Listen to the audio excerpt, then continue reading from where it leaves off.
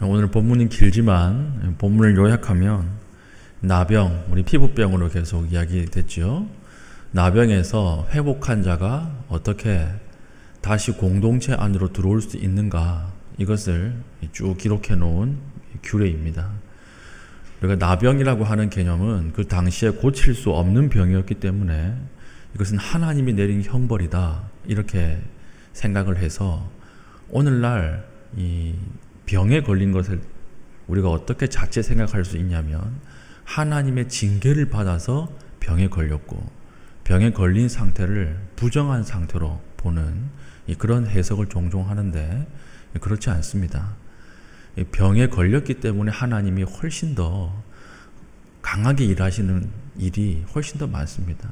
내가 강할 때보다 내가 약할 때 하나님께서 일하시는 경우가 훨씬 많고요. 그리고 하나님께서 우리가 병이나 약함을 통해서 우리를 하나님 앞에 바로 세우시는 일들이 훨씬 많이 있다라고 하는 것입니다. 그래서 오늘 우리가 약해지거나 병에 걸린 상태를 하나님의 징계를 받았다거나 아니면 하나님의 어떤 버림받았다라고 하는 존재, 부정한 상태로 보는 것은 이것은 바른 해석이 아니다라고 하는 것입니다. 그럼 왜 구약에서 나병이라고 하는 피부병을 부정한 것으로 여기고 거룩한 것으로 여기지 못했느냐? 이것은 하나님의 그 죄의 특성과 회복의 특성을 설명하기 위해서 하나님이 사용하신 도구입니다. 나병이라고 하는 것은 하나님의 도구일 뿐입니다. 병이라고 하는 것이 죄와 등치시켜서 이 비슷한 점을 우리에게 깨닫게 하고, 그리고 회복이라고 하는 것은 하나님 앞에 구원이 어떤 것인가, 이것을 우리에게 보여주기 위해서 하나님이 구원과 회복을 등치시켜서 우리에게 이야기하는 것입니다. 우리 계속 보고 오늘 본문에도 나오죠. 죄의 특징은 무엇입니까? 관계 단절이라고 하는 거예요. 그 죄는 뭐냐? 단절이라고 하는 것입니다. 우리 어저께 본문에 나병에 걸린 사람은 어떻게 해야 되죠? 옷을 찢고 머리를 풀고 윗 입술을 가리고 자가 알람 시스템이라고 그랬죠. 주변 사람들이 오지 못하도록 이것을 계속 강조해서 외치게 되어 있습니다. 이게 뭐냐면 격리예요, 격리. 다른 사람 공동체 안으로 들어가지 못하게 만드는 것이고 공동체 밖으로 쫓아내서 그 사람이 아주 고통스럽고 외로움 가운데 있도록 그렇게 만들었던 것입니다. 왜 그렇죠? 첫 번째 이유는 이 사람 격리를 통해서 전체 병이 퍼지는 것을 막기 위해서 하는 것이고, 두 번째는 무엇입니까? 영적인 의미. 죄라고 하는 것이 하나님 앞에 관계 단절을 가져온다는 것입니다. 이웃과의 관계 단절을 가져오고 하나님 앞에서도 단절을 가지고 온다. 그래서 죄를 가지고 있는 사람의 특징이 무엇입니까? 성경에 너희는 죄로 인하여 죽었다라고 하는 표현이 나오죠. 죽었다라고 하는 표현이 뭐죠? 죽었다라고 하는 표현은 반응하지 않는다라고 하는 뜻이에요. 더우면 더운 대로, 추우면 추운 대로 아무런 반응을 하지 않는 것이 죽은 것인데, 너희가 하나님에 대해서 죽었다라고 하는 것은 무슨 말입니까? 하나님의 말씀에 반응하지 않는다는 거예요. 하나님 앞에 하나님 말씀을 주시고 하나님의 음성이 들리는데도 불구하고 그것에 대해서 깨닫지 못하고 듣지 못하고 아무런 반응이 없는 상태를 죽은 상태, 오늘 구약의 레위기 개념으로서는 관계의 단절이 일어난 상태라고 하는 것입니다. 그러면 하나님과 교제가 불가능해요. 하나님과의 친밀함이 사라집니다. 이게 바로 병을 도구로 해서 우리에게 죄의 특성을 이야기하는 것입니다. 그러면 이렇게 사는 사람이 회복되면 어떻게 되는 거죠? 관계가 회복되는 거예요.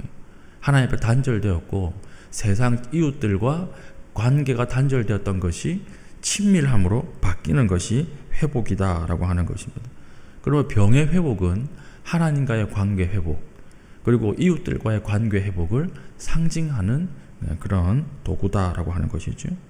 오늘 병이 회복된 사람은 정결 규례를 통해서 다시 공동체 안으로 들어올 수 있었습니다.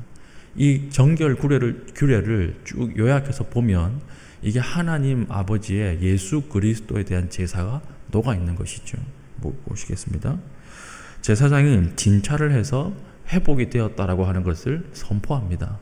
선포하면 새 2마리를 가지고 그 홍색실 우슬초와 함께 새 1마리를 잡지요. 그리고 나머지 살아있는 새에다가 피를 뿌린 다음에 나머지 살아있는 새 1마리를 날려보내요. 날려보낸 이후에 그 회복된 사람은 몸의 모든 털을 다 밀고 물로 씻는 것입니다. 이게 회복된 사람이 해야 될 정결 규례였고, 그러면 이것만 한다고 해서 공동체 안으로 들어올 수 있느냐? 그럴 수 없습니다. 여기에 또 제사를 드려야 돼요. 하나님 앞에. 제사를 어떻게 드리죠? 공동체 안으로 바로 못 들어오고 4대 제사, 우리가 앞에 살펴보았던 속죄제, 속건제, 번제, 소제, 이 4대 제사를 하나님 앞에 드려야 합니다. 여기서 나오는 제물의 피와 기름을 가지고 귓볼에 하나, 엄지손가락에 하나, 엄지발가락에 하나 이렇게 뿌리고, 속죄 후에 제사장이 선포를 해요.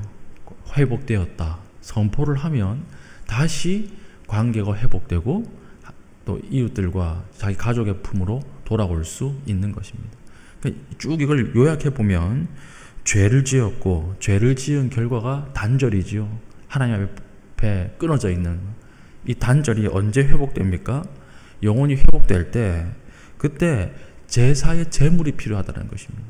제물을 통해서 완전히 회복되고 대제사장의 마지막 회복 선언을 통해서 완전해진다. 관계 속으로 들어온다. 이게 십자가 이야기입니다. 우리가 예수 그리스도를 통해서 회복되는 것, 그리고 제사장이신 대제사장이신 하나님의 최종 선언, 회복되었다라고 하는 최종 선언을 통해서 우리가 하나님과의 새로운 관계로 들어가고 이웃과의 새로운 관계로 들어간다라고 하는 것이죠. 그래서 우리 신약의 이 교훈과 똑같이 가는 거죠. 우리가 하나님 앞에 예수 그리스도를 통해서 아들의 영을 받아서 양자의 영이 되었습니다. 이제는 관계가 원수되었던 관계에서 아들의 영으로 바뀌었다라고 하는 것입니다. 누구를 통해서 그렇습니까? 예수 그리스도의 십자가 죽음을 통해서 이렇게 되었다라고 하는 것. 이 일련의 이야기를 오늘 병자가 회복되어서 공동체 안으로 들어와서 관계가 회복되는 것으로 쭉 보여주고 있다라고 하는 것입니다. 우리에게 마지막 남는 자아가 아들의 자아라고 하는 걸 아십니까? 이 치매에 걸린 이 노인들을 보면요, 치매에 걸리면 뇌의 바깥쪽부터 망가지기 때문에 아주 최근의 기억부터 잃습니다. 그러니까 과거에 아주 이 뇌의 깊은 곳에 들어가 있는 기억들은 오래 가는데 최근의 일부터 계속 잊어가요. 그리고 마지막에는 누구까지 잊을까요? 자기 아들까지 잊어버려요. 그러니까 아들이 난 누구예요? 이렇게 물어보면 기억이 나지 않아서 굉장히 괴로워합니다. 그리고 마지막 순간이 딱 되면요, 어떻게 되느냐? 이 모든 정체성은 다 잃어버리고 마지막에 이 기억이 안 나니까 막 울면서 뭐라고 부르냐면 엄마를 부르더라고요. 기억이 나지 않으니까 어떻게 이러면서 엄마 어떻게 이러면서 엄마를 막 찾는. 제가 그걸 보면서 아, 인간이 마지막까지 남는 정체성은 아들의 정체성이구나. 아들의 정체성 하나만 딱 남는구나. 이것을 깨달았던 적이 있습니다. 우리가 이 아들, 육신적 아들이라고 하는 것은 생득적 정체성이죠. 그런데 우리가 믿는 순간에 그리스도 안에서 영적으로 생득되는 정체성이 하나가 더 있습니다. 바로 아들의 영을 받아서 하나님을 아버지라고 부르는 것이죠. 하나님을 아버지라 부르는 이 정체성을 가지고 우리가 마지막 하나님 앞에 서는 것입니다. 우리 목사의 정체성, 이것도 필요 없어요. 우리 직분자의 정체성, 이것도 필요 없어요.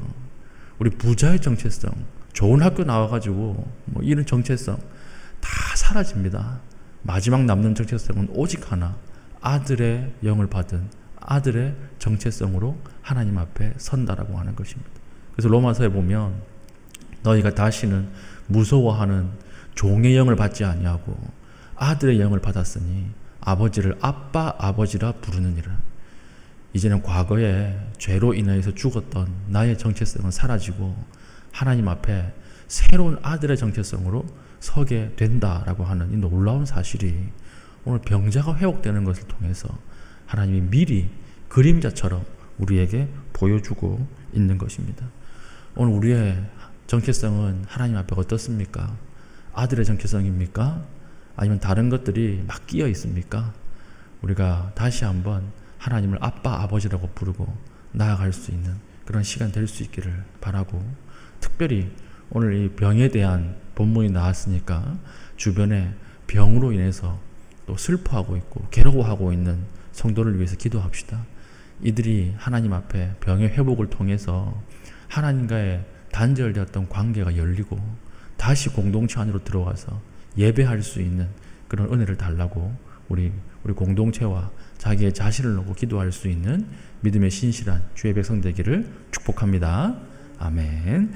이제 함께 기도하겠습니다. 기도할 때 하나님 질병을 고쳐주시고 우리 공동체 안에 아들의 영을 회복시켜 주시옵소서. 기도하신 이후에 개인적인 기도 제목을 가지고 기도하시고 자유롭게 돌아가시겠습니다.